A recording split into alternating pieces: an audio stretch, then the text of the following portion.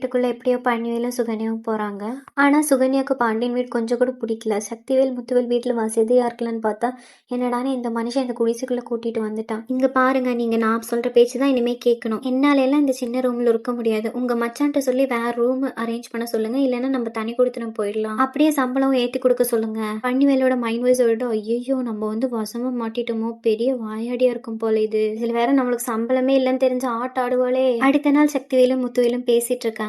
இந்த வாட்டியும் நம்ம தோத்து போயிட்டோம், எப்படியாச்சும் அந்த பாண்டியன் மூஞ்சியில கரிய தேக்கலான்னு பார்த்தா எல்லாமே சொதப்பிடுச்சு. உடனே குமரவேல இருந்துட்டு நீங்க கவலைப்படாதீங்கப்பா, நான் தான் அதுக்கு கரெக்டான திட்டம் போட்டிருக்கேன். அரிசியை நம்ம வீட்டுக்கு கொண்டு வந்துடலாம், அப்புறம் அவங்க என்ன பண்ணுவாங்க நம்மளும் பார்க்கதான்ல போறோம். சுகன்யாவும் காலையில எந்திரிச்சு எல்லார்கிட்டையும் நல்ல பேர் வாங்கணுன்றதுக்காக எல்லா வேலையும் இழுத்து போட்டு செஞ்சு மைண்ட்ல யோசிக்கிறாங்க. இந்த மனுஷனை கூட்டிட்டு வரணும்னா கண்டிப்பா இந்த வீடை பிரிச்சிடணும். சக்திவேல் மாமா வேற புது மல்லிகை கடையை வச்சு தரேன்னு சொன்னாங்க.